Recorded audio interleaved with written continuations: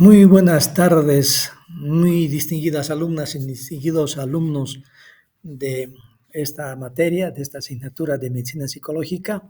Les doy la bienvenida a este nuevo año lectivo con los mejores deseos de que tengamos una actividad muy enriquecedora, una actividad de un proceso de aprendizaje permanente, continuo y un desarrollo personal. De esta manera vamos a realizar una clase en la cual vamos a desarrollar las ideas centrales sobre lo que es la medicina psicológica, su campo de acción. Voy a tratar de abordar de manera general e integral todo lo que es el temario, y también vamos a ir haciendo consideraciones sobre la experiencia de que el sujeto y el objeto del conocimiento sea uno mismo. De esta manera vamos a empezar a poder hablar de este tema, así que vamos a empezar con la clase de introducción al estudio de la medicina psicológica. De esta manera podríamos decir entonces nosotros de que hemos intentado a lo largo del tiempo tener y tratar de entender si el cerebro y la mente son dos historias diferentes. Ahí podríamos decir entonces que en el corazón del hombre siempre ha existido el deseo irresistible, permanente, de verse a sí mismo como algo aparte de la naturaleza. Hemos intentado sentirnos diferentes, sin embargo, somos parte de la naturaleza, si bien la hemos trascendido, pero esta trascendencia no implica más que una forma de estar en un pie en toda la naturaleza y otro pie en la trascendencia como ser humano y estar en el culmen de la creación y de la cadena alimenticia. Entonces, ha sido un poco complicado esto, pero René Descartes propuso un tipo de pensamiento, diremos así, dualista. Este famoso filósofo y matemático francés, quien vivió entre 1596 y 1650, postuló algo que permitía el abordaje del estudio del ser humano, haciendo un poco a un lado la dificultad religiosa de poder estudiar al ser humano. Entonces, este tipo de pensamiento dicotómico, dualista que llamamos, es algo que ha permanecido a lo largo del tiempo y ha intentado separar lo que es la mente, lo que es el cerebro, lo que es la mente y lo que es el cuerpo. Obviamente es un proceso que se ha ido superando progresivamente. Entre las postulaciones más importantes que hizo René Descartes, afirmaba que estábamos constituidos por dos esencias distintas.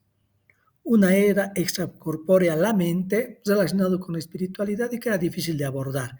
En cambio, el cuerpo, el soma, que era algo que la ciencia podía estudiar y podía abordarlo.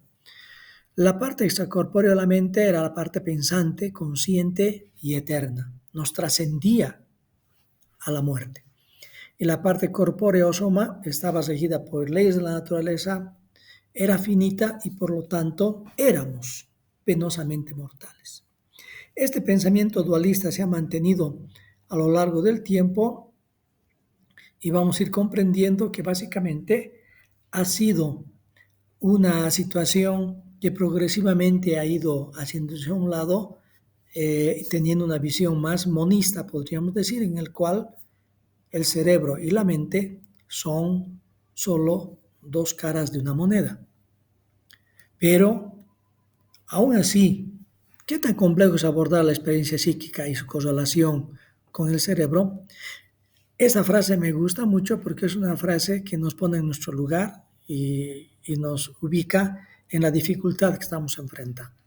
Si el cerebro humano fuera tan simple que lo pudiéramos comprender, entonces nosotros seríamos tan simples que no lo comprenderíamos. Esta es una aseveración muy interesante que habla de esta dificultad de entender el cerebro humano y la mente. Ya entrando en materia y con las consideraciones previas, podemos tratar de respondernos a la pregunta: ¿qué es la medicina psicológica? Pues podemos tener varios acercamientos, afirmaciones que vamos explicándolas, pero al mismo tiempo vamos a ir entrando en el campo de la misma. La psicología médica es un área que estudia los aspectos psicológicos de los problemas médicos. Relaciona la personalidad con un sustrato orgánico, con los aspectos neurales y endocrinos. Estudia el funcionamiento normal, la forma en la cual nosotros discutimos, planteamos la percepción del mundo, hacemos nuestros juicios, tenemos conciencia de algo, pero también los aspectos anormales del funcionamiento de la mente, lo que llamaríamos psicopatología. Entonces, la medicina psicológica intenta comprender las diferentes reacciones de los pacientes en medio ambulatorio o de hospitalización. La experiencia de la enfermedad es una experiencia que nos provoca una serie de sentimientos, de afectos, de experiencias que pueden ir en un abanico de posibilidades que el médico debe entender. El médico debe entender al paciente que dice, no, doctor, no creo que eso sea cierto, le pido mis placas de la biopsia para que me hagan nuevamente una revisión. El médico debe entender que está en una etapa de negación donde el paciente no acepta algo que es muy doloroso, un diagnóstico terriblemente difícil. Entonces el médico no tiene que tomar a pecho esto y debe entender que es un deseo legítimo de tratar de lidiar con esta negación, confrontarse para ir entendiendo. Es como darse un tiempo que tiene el paciente para entender lo que le está pasando.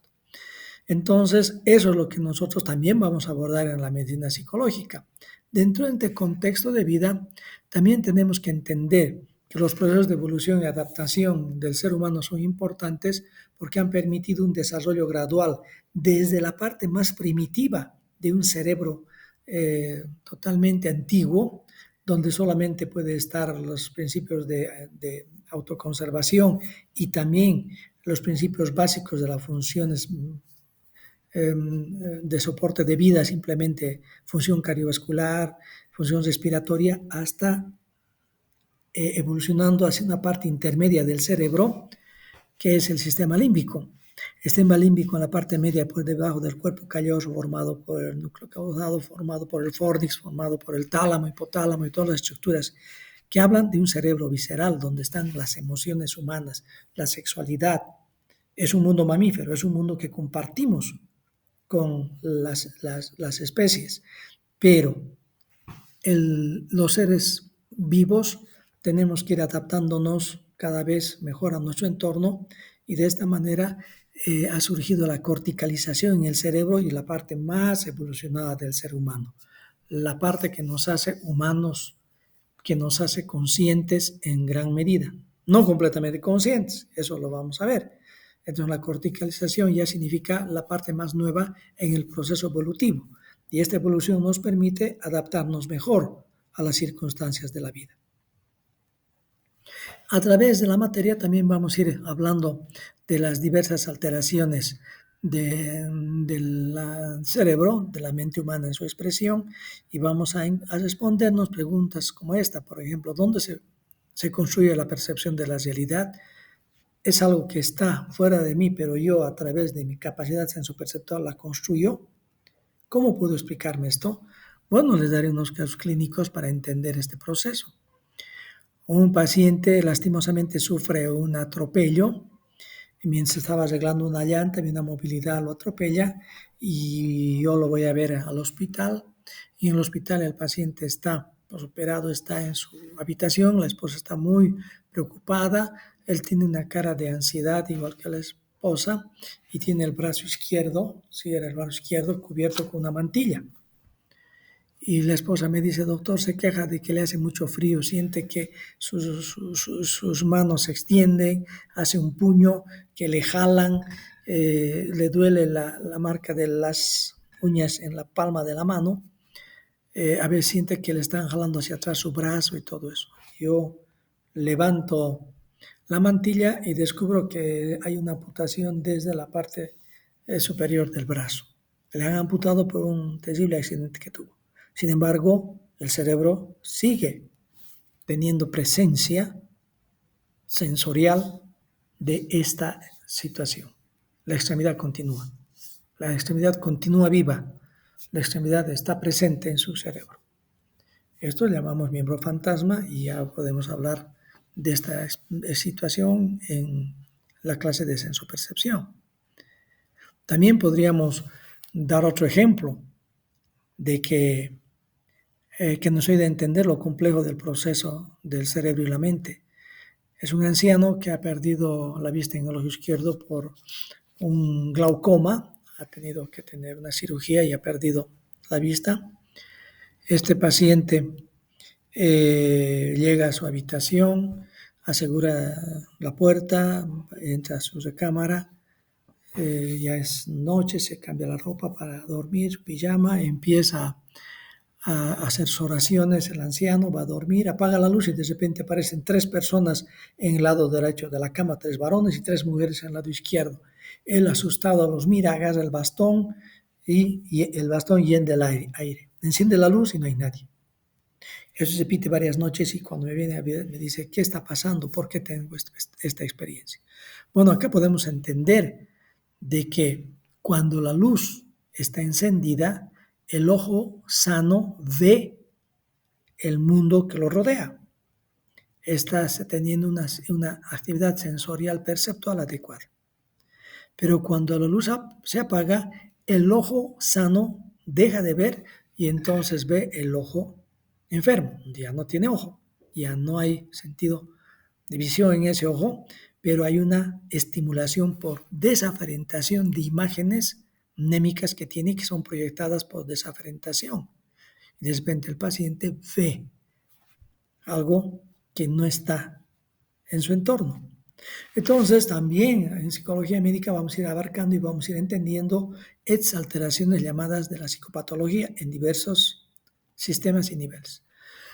También no podemos dejar de mencionar el aporte que en esta materia, el aporte que ha habido del padre del psicoanálisis, Sigmund Freud, el cual pudo plasmar a través de muchos años de experiencia médica desde principios del siglo pasado, a través de su actividad de desarrollo de sus teorías de la mente, su teoría psicoanalítica de la mente, y él planteó de que la mente del ser humano era una especie de iceberg que estaba flotando, cuya parte superior, que es la parte más pequeña que está por encima del nivel de flotación, era una parte consciente. A esto llamó la teoría topográfica. Dijo que hay una parte consciente, una parte preconsciente y una parte inconsciente de la mente. En la parte consciente están las ideas, los pensamientos, sentimientos que nosotros nos percatamos, nos damos cuenta de. Por eso decimos, estamos conscientes de esto. Por debajo de la conciencia, en una parte sobrenaturalmente estrecha, está el preconsciente, que es un material que uno puede traer a la mente a través de recordarnos con facilidad ciertos eventos. Y finalmente el inconsciente, que está muy por debajo de la superficie de la conciencia. Posteriormente planteó la teoría estructural y habló de forma dinámica de que había un yo, que era el que regía con el principio de idealidad, la forma más madura y adecuada de la personalidad. Había un superior, que era la forma ideal del sujeto, era el guardián moral, era el ideal de la sociedad que se conformaba con una especie de control sobre el sistema del yo. Y finalmente el ello, que se regía por el principio del placer, estaba profundamente enraizado en el inconsciente. Por lo tanto, sus impulsos, los deseos, estaban por fuera del campo consciente. Estas 3 estructuras, y tanto en el yo, el superior, el ello y también la topográfica, las vamos a desarrollar en una clase y podemos entonces explicar de manera cabal. Muchas de las experiencias traumáticas que han afectado al cerebro nos ha permitido entender cómo funciona el mismo, cuál es la manera y las áreas donde se ubican cierto tipo de funciones. Y una de las experiencias más emocionantes es la historia de este hombre llamado Phineas Cage, quien en 1868, cuando trabajaba en Vermont, en Estados Unidos, en el tendido de las líneas del ferrocarril, de las vías del ferrocarril, ya había dinamita en ese entonces, y al hacer reventar la dinamita para abrir senda, voló una barra de metal y se incrustó por debajo del ojo y atravesó la parte más anterior del cerebro. Esta experiencia es siempre mencionada en las diversas conferencias que damos, con la que también a veces yo participo, sobre la mente y el cerebro, porque Phineas Cage era un sujeto muy especial. Era un hombre muy reconocido en su entorno, era alguien muy educado. Este accidente lo debió tener cuando tenía unos 38 años de edad. Era amantísimo de su esposa, muy cariñoso con sus hijos, era un modelo de sujeto antes del accidente. se preocupaba por su comunidad hablaba con él, su comunidad le consultaba cosas, era alguien muy bien portado. Pero cuando ocurrió este accidente, Phineas Gage no murió, sobrevivió al mismo. Esta más es una imagen computarizada de la forma en la cual había entrado la bala y había seccionado la parte más anterior del cerebro, el área prefrontal, supuestamente la parte más última de la evolución. Entonces seccionó el área prefrontal y de repente Phineas Gage, que sobrevivió a la experiencia, tenía pues la pérdida del ojo, el ojo izquierdo, pero podía hablar, podía reflexionar, tenía memoria. Todas sus funciones cognitivas superiores estaban conservadas, pero lastimosamente él cambió. Él cambió completamente, porque la parte anterior de la corteza cerebral, el área prefrontal, estaba separada del cerebro. Ya no funcionaba adecuadamente el cerebro. ¿Y quién era Phineas Gage? Se convirtió en un sujeto malcriado, pedante, promiscuo, pendenciero, agresivo. Era otro. Phineas Gage ya no era el mismo. Su esposa se tuvo que separar con sus hijos. Él se volvió alguien muy difícil de tratar, a veces violento. Así que terminó sus días de circo en circo con la barra que le seccionó y le provocó esa lesión cerebral, como el hombre con el cerebro dividido, o como el hombre que vivía con una lesión, había sobrevivido a una lesión. Entonces era más un sujeto digno de verse, de contar su historia, y de esa manera fue un sujeto que vivió de esta manera. Pero eso nos enseñó que en esta área están las funciones psíquicas más importantes que tienen que ver con la personalidad, con el respeto, con la consideración, con la planificación y con la vida social. Obviamente ahora tenemos estudios muy sofisticados como la resonancia magnética nuclear, la tomografía computarizada, que nos pueden detectar lesiones importantes en el cerebro y su correlación con las funciones psíquicas y con la psicopatología. Muy bien, definiendo el campo de la psicología médica, podríamos señalar estos aspectos. Podríamos señalar básicamente cuál sería el campo de la psicología médica. Bueno, en esta época de impresionantes avances en el conocimiento de la estructura y funcionamiento del organismo, no se ha avanzado de la misma manera en el conocimiento de las funciones psíquicas, pero sobre todo de la psicología del hombre. Entonces, esta época, si bien ha sido algo que ha aportado grandes avances, pero siempre se ha planteado una desproporción entre el conocimiento estructural de todas las alteraciones del organismo y el conocimiento de la persona como tal. También, para ir observando la definición del campo de nuestra materia, podemos señalar que a pesar del concepto de Claude Bernard de que no hay enfermedades sino enfermos, la indivisibilidad e individualidad de cada sujeto, de cada uno de nosotros, no se aplica. Y por ese motivo a veces los pacientes están detrás de su enfermedad. No encontramos al paciente, encontramos la enfermedad y el sujeto, el ser humano, está detrás de ella. Acá nosotros tenemos que ir percatándonos quién es el sujeto que porta determinada enfermedad, cómo la vive, cómo la sufre. Y eso es el campo de la psicología médica. Esta relativa incapacidad del médico para el abordaje psicológico es parte de la orientación de la educación médica, donde se da más peso a unas cosas que a otras.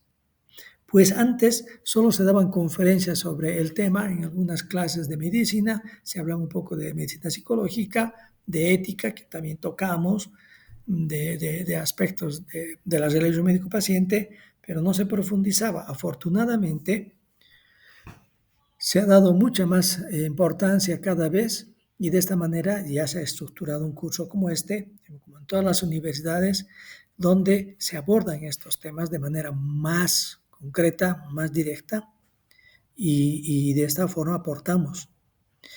También podemos decir que la especialización, también como un manejo restringido de patología que tiende a ver parcialmente al paciente, y esto hace que los especialistas empecemos a cesar nuestro foco de acción y de atención sobre algo y perdamos esta integralidad del ser humano que es necesario mantener.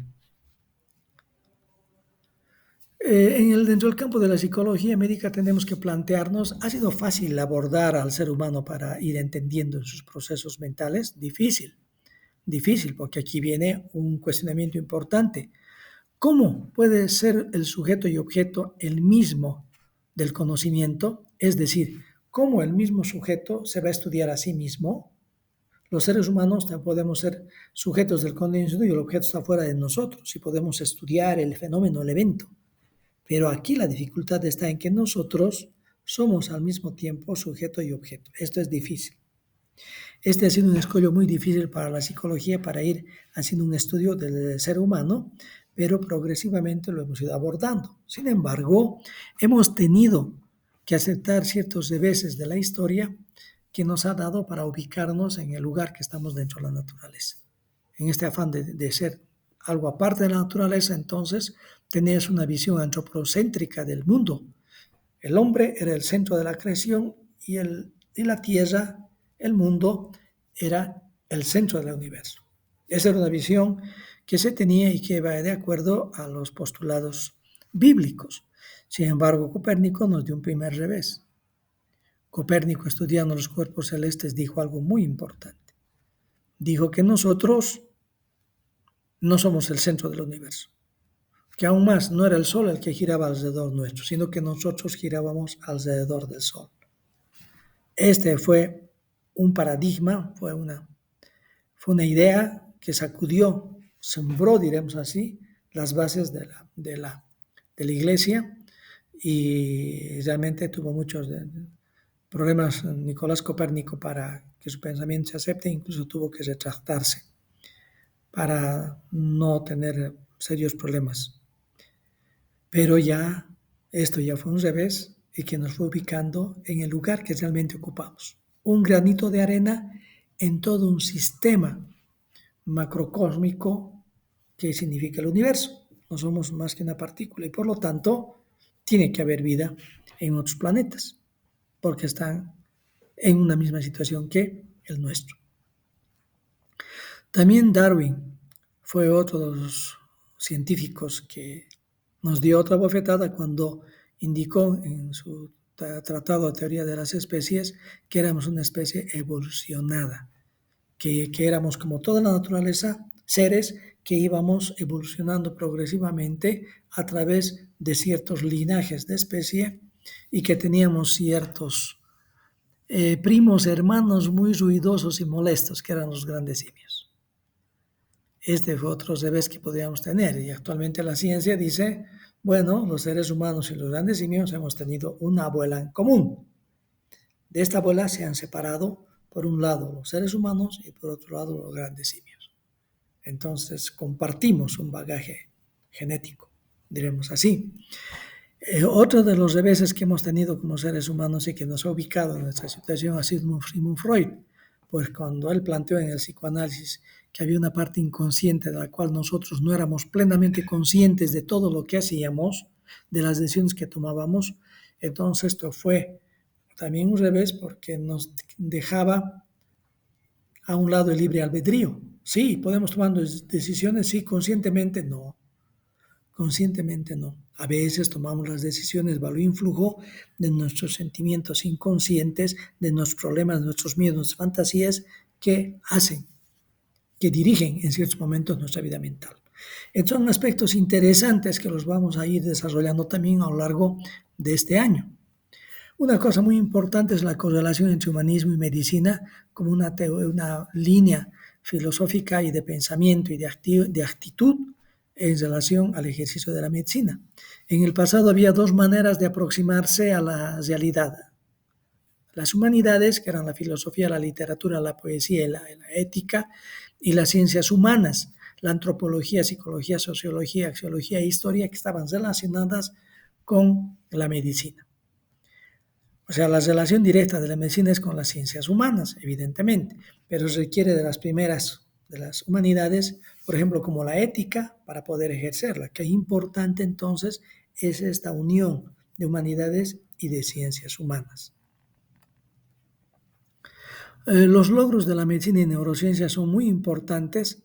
Por ejemplo, Kandel, citándolo, que es Premio Nobel de Medicina del año 2000, psiquiatra, psicoanalista y neurocientífico actualmente, planteó los estudios de que la memoria se puede ubicar de una manera molecular incluso en una neurona. En los estudios que hizo sobre la Aplysia californica, que es un caracol marino, más o menos de unos 25-30 centímetros, él agarró, diseccionó cada neurona y encontró que una neurona tenía memoria. Y esto es impresionante, lo pueden revisar ustedes esta información en Kandel y el premio Nobel sobre estudios de la memoria, las bases biológicas de la memoria en realidad. ¿Sí? Esos logros que tiene la medicina de las neurociencias tiene pero sus limitaciones, como por ejemplo no darle importancia a la subjetividad del enfermo. Y aquí hay una cosa que señalar, que la subjetividad que tenemos es un escollo importante para las neurociencias, para entender el comportamiento del cerebro humano, de la mente.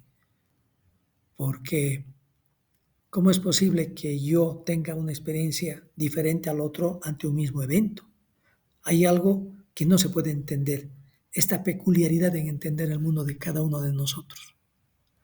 Es algo que sigue todavía en debate. También existe el riesgo de que bajo el signo del progreso de la medicina se convierta en una tecnología fría y burocrática. Por ese motivo, el acercamiento humanístico es muy importante para evitar este tipo de dificultades que nos separan de la parte más subjetiva y humana del paciente. Entonces, en esta posición humanista señalamos que en la materia de medicina psicológica, aparte de adquirir conocimientos, habilidades, técnicas, el estudiante debe adquirir conceptos y educar su sensibilidad para aprender y percibir la humanidad de los enfermos, su lado subjetivo y social, fortalecer la empatía. Sobre esto les voy a mandar un trabajo para que revisen, para que lean de qué manera podemos fortalecer la empatía y cómo la empatía puede tener un aspecto central en la relación médico-paciente. También la medicina psicológica nos va a ayudar a conocer los predicamentos humanos, el desarrollo, la biografía, la personalidad, etc. ¿Y cómo conocer los predicamentos humanos? ¿Cómo poder abordar esto? Pues a través del estudio de la apasionante experiencia que llamamos el ciclo vital del ser humano. Esta es otra clase muy importante que vamos a tener, en el cual entonces comprendemos que la vida es como un libro que empieza ya con la historia prenatal, ya con la experiencia de la concepción y va avanzando con la lactancia, la primera infancia, la etapa preescolar, la segunda infancia, la adolescencia, la edad adulta, el adulto joven, que son ustedes, entre los 20 y los 40 años. Luego la mediana edad, entre los 40 y 60 años. Y luego la tercera edad, más allá de los 65 años. Y se finaliza el ciclo vital. Hemos sido, somos, seremos y un día dejaremos de ser. El ciclo vital entonces nos ayuda a entender dónde estamos, qué trabajos estamos realizando, cuáles son las exigencias de la vida en ese momento determinado de la vida. Hemos saltado etapas, nos hemos apresurado, estamos cumpliendo los trabajos que corresponden a cada etapa de la vida. Estamos capacitados para entender la última etapa de la misma. Estamos capacitados para saber que somos finitos y que un día vamos a abandonar esta tierra. ¿Cómo vamos a morir? ¿Cómo vamos a enfrentar este último viaje? El ciclo vital entonces es apasionante y nos permite entender a cada sujeto en el momento determinado de su ciclo único e individual. También en psicología médica vamos a abordar a la personalidad. ¿Quién soy? Alguien dijo que la personalidad, y lo definió como yo soy lo que soy, queriendo hablar de la individualidad biológica y psicológica que tenemos todos los seres humanos. La parte biológica de la individualidad se manifiesta por la vulnerabilidad al estrés. No todos toleramos la misma carga de estrés. Otros con menos estrés tienen patologías y tienen enfermedades, y otros con, con mucha carga pueden tolerar y ser muy resilientes. Tendencias a ciertas enfermedades, reacciones idiosincráticas a los medicamentos, rechazo a órganos trasplantados, todo esto habla de una individualidad biológica, porque la personalidad es también esto, la individualidad, pero también hay una individualidad psicológica. La forma peculiar de ser, de sentir, de pensar, de percibir el mundo, de actuar, de relacionarnos con los demás, de utilizar nuestros mecanismos de defensa, nuestra afirmación, las cosas que negamos, las cosas que reprimimos, de vencer las frustraciones, de ejercer la autoridad con los demás. Hay una individual única. Y luego vamos a decantar lo que es el temperamento y el carácter, aquello con lo que nacemos, que viene ya por líneas familiares, y también la conformación, el impulso de la sociedad sobre nosotros que va conformando el carácter social. Entonces, esto es muy importante de abordar en otras de las unidades. Ahora bien, nosotros tenemos los problemas mentales, tenemos ciertos criterios diagnósticos, podemos entender que al igual que el problema físico, que tiene criterios clínicos para entender una enfermedad, también tendrán los problemas mentales, así es, así es. Si uno dice que tiene una apendicitis, había criterios clínicos para hablar de ello, como se podría entender en la anamnesis la posibilidad de que haya una apendicitis en la misma entrevista.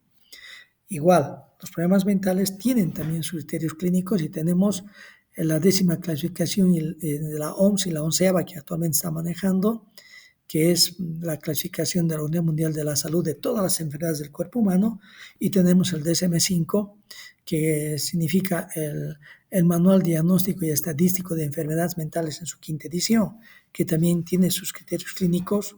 Ambos están correlacionados, solamente que uno es de la Unión Mundial de la Salud y el otro es de la Asociación Americana de Psiquiatría, que abordan las clasificaciones clínicas para entender los criterios y las enfermedades, en este caso mentales.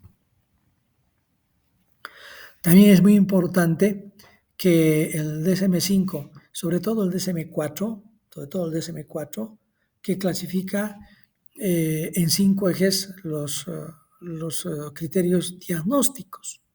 Y es muy importante. Mantenemos nosotros este acercamiento, que llamamos una clasificación, un diagnóstico multiaxial, porque nos permite ubicar al ser humano en 5 ejes.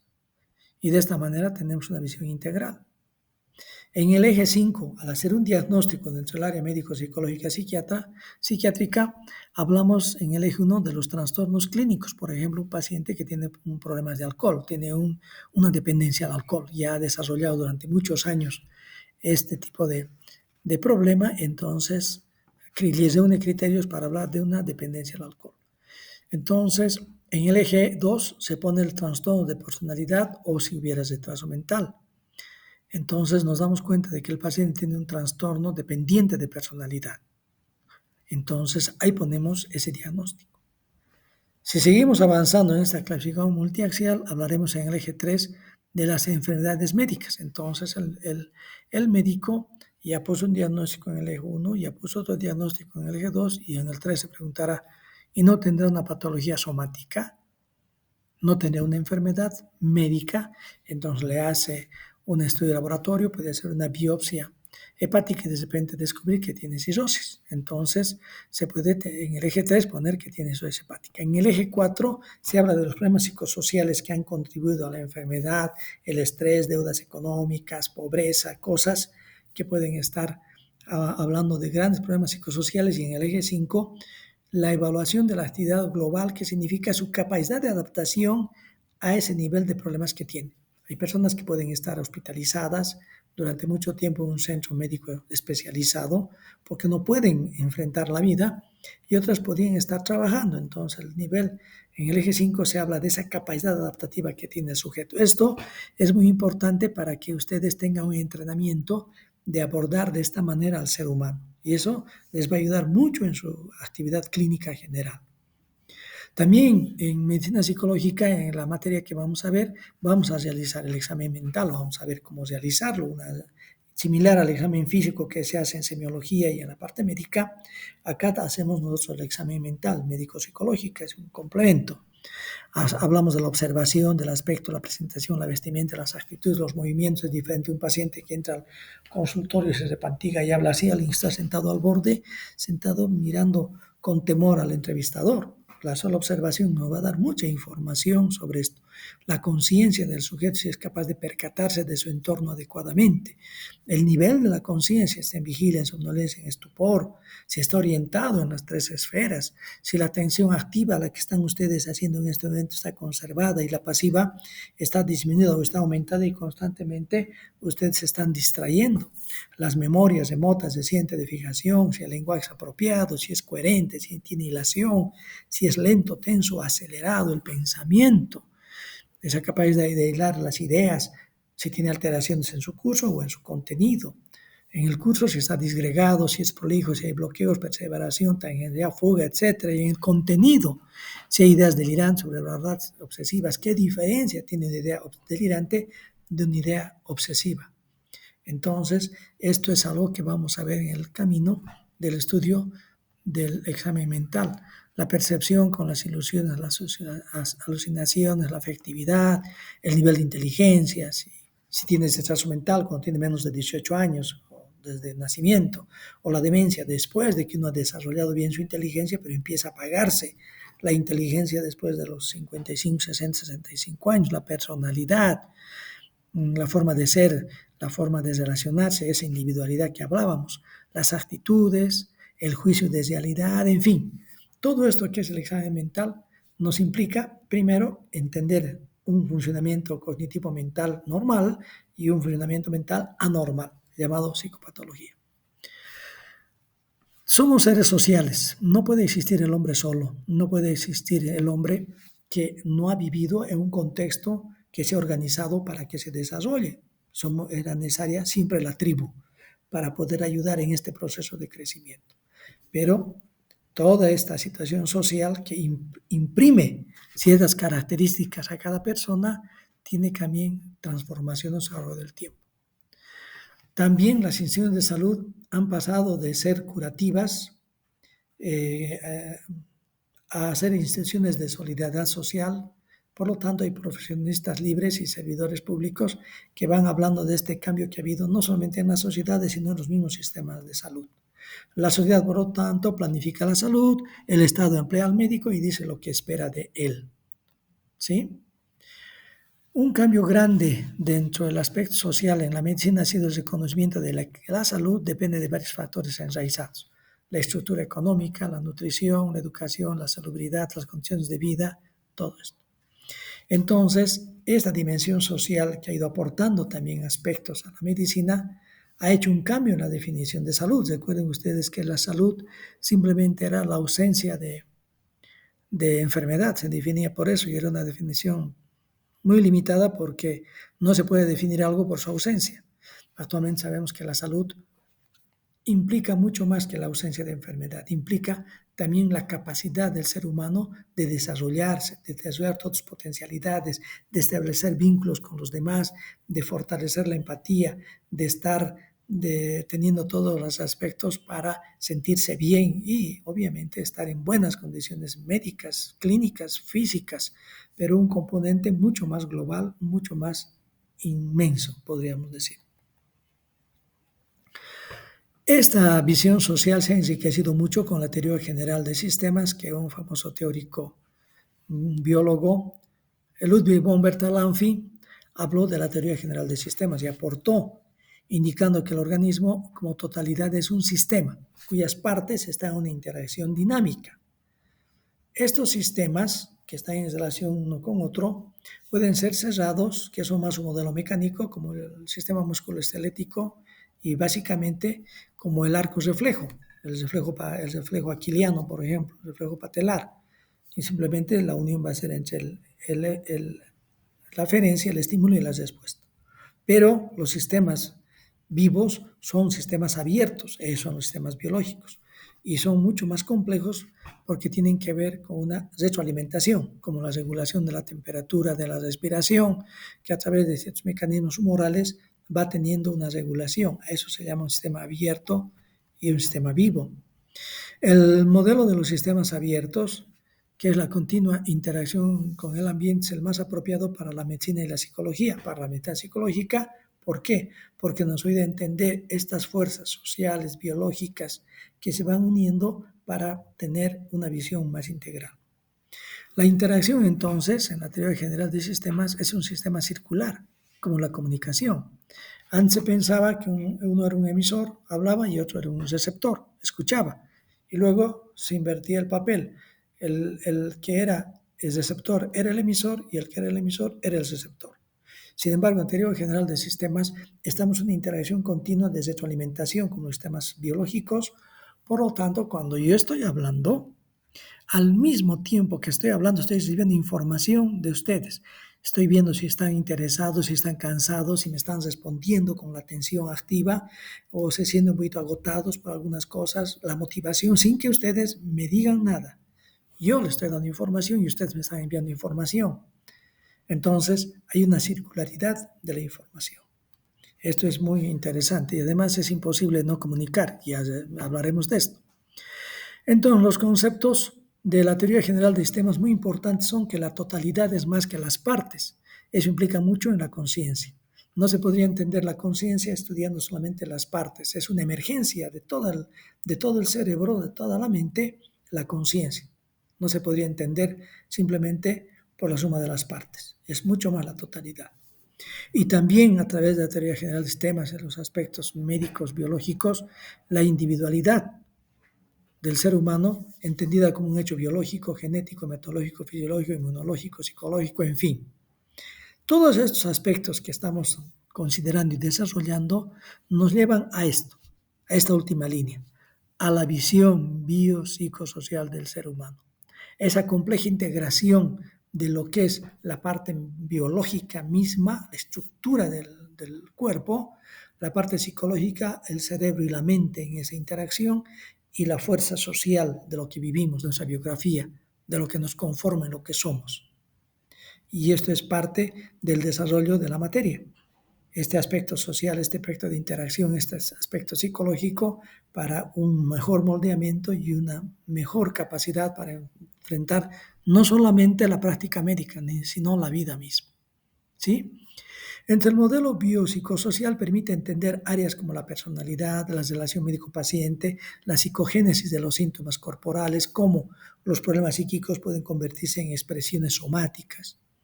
Entonces, la mente y el cuerpo son expresiones de un mismo fenómeno en continua interacción con el ambiente personal y externo. Entonces, el modelo biopsicosocial y la teoría general de sistemas nos dice que nada se puede percibir aisladamente. El hombre está también con sus circunstancias. El hombre y sus circunstancias nos ayudan a entenderlo mejor. El hombre y su etapa del ciclo vital nos ayuda a entenderlo mejor. Entonces, todas estas áreas de pensamiento, todas estas teorías, nos dan un modelo de hombre más real, más complejo, pero al mismo tiempo más contradictorio. ¿Es muy importante la psicología médica para el médico? Pues sí, es muy importante por los siguientes aspectos que vamos a desarrollar. Primero, que el primer contacto, redundando un poco, con los pacientes con patología somática y mental es el médico general. Muchas veces el único que va a ver al paciente que llega con quejas somáticas, pero que también tiene patología mental.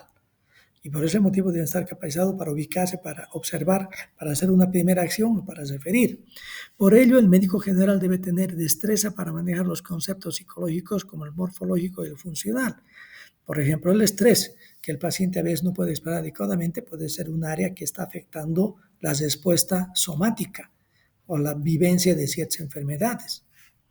Ahora, el contacto diario con los aspectos psicológicos del paciente hace que la relación entre el médico y el paciente sea más profunda, más comprensiva y sobre todo más trascendente en el bienestar del enfermo. ¿Sí? Es claro que no se busca que el médico sea un experto en esta área, pero sí es relevante para manejar y comprender en la clínica los problemas inherentes a la salud, la enfermedad y las acciones médicas. Debe haber un conocimiento en esta área muy importante. Y también señalar que los enfermos con problemas médicos, con problemas psicológicos, aproximadamente son el 40% de todo lo que se presenta en la consulta general. Y otro aspecto que es digno de mencionar es cuál es el medicamento más importante, cuál es el fármaco más importante. Es el médico, es la actitud del médico, es el comportamiento del médico, es la comprensión médico-psicológica del paciente por el médico. Entonces el médico es el medicamento más importante. Podemos dar el mismo fármaco, pero hay diferencia en la manera de dar el tratamiento del medicamento y en la manera de entender al paciente. Y esto es muy importante mencionar. ¿Podemos hablar de que la relación médico-paciente en la actualidad está en crisis? Se dice que sí. Se dice que sí, y es un aspecto que tenemos que abordar y mejorar. Primero, ¿por qué? Por la tecnificación extremada, que puede ser una distancia entre el médico y el paciente, y el médico está más ocupado en responder, en hacer recetas y en desarrollar solicitudes de exámenes complementarios y en revisar que en la interacción.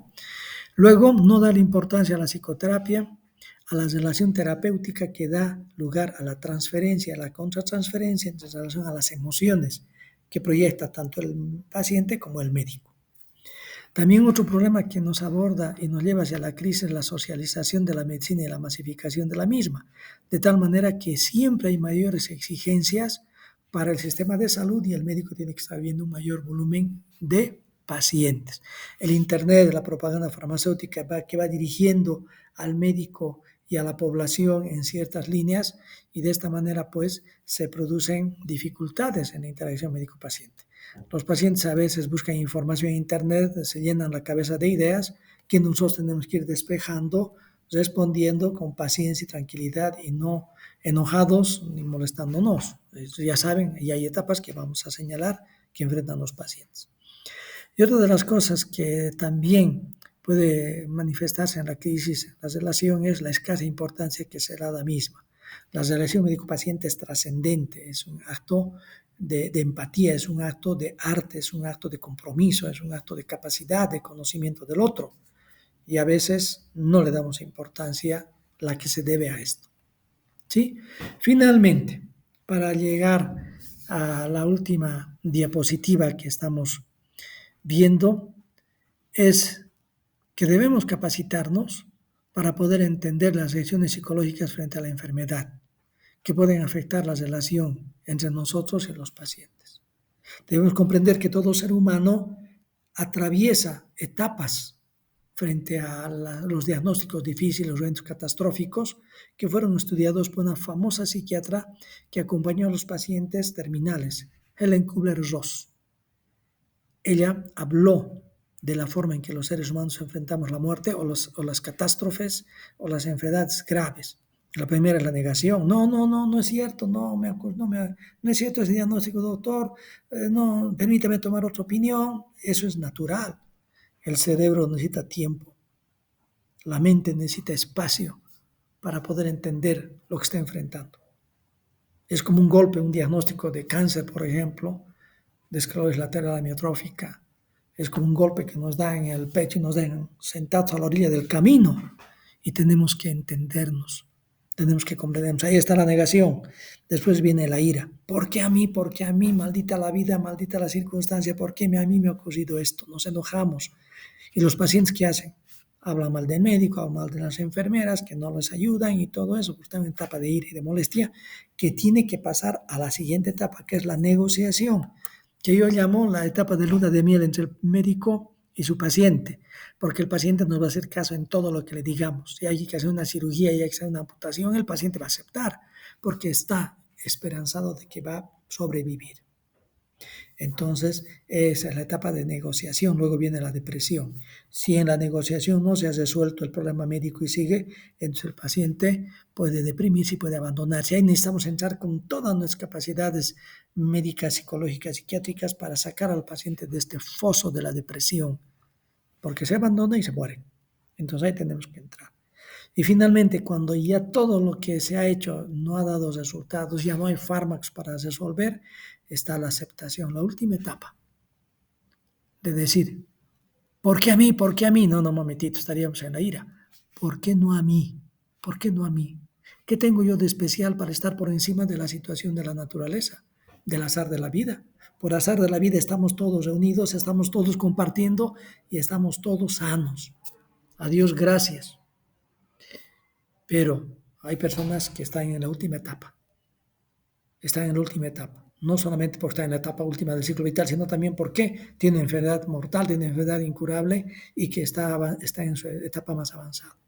Entonces la aceptación, el hecho de comprender que es un evento de la vida y que debe ser asumido de la mejor forma posible, poner en orden las cosas, hablar con los seres queridos a los cuales nos hemos distanciado, todo eso es el camino de aceptación que ojalá todos pudiéramos tener, porque hay personas que sí logran tener aceptación y otras que se pueden quedar o retroceder en estas etapas.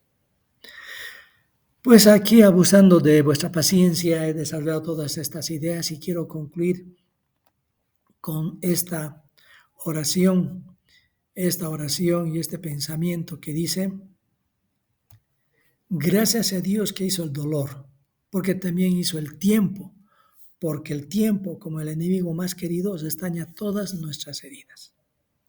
Es muy importante comprender que en la relación médico-paciente, bueno, la clase siguiente, es muy importante el comprender, el conocer al ser que ha confiado en nosotros, confía y que necesita todo nuestro apoyo. Esperando que este año sea un año en el cual nos mantengamos bien, conservemos la salud, no solamente nuestros seres queridos, que esta materia les brinde la posibilidad de conocer mejor la psicología médica, la psicología del enfermo, conocernos mejor nosotros y desarrollarnos como mejores personas. Eh, eh, Doy por concluida esta clase, esperando la siguiente poder continuar dándoles este acercamiento tan importante a lo que es la medicina psicológica. Bueno, pero ya entraremos en el tema de relación médico-paciente. Han sido muy amables, que todo esté muy bien y nos vemos el siguiente jueves. Muy buenas tardes, estimados y estimadas alumnas.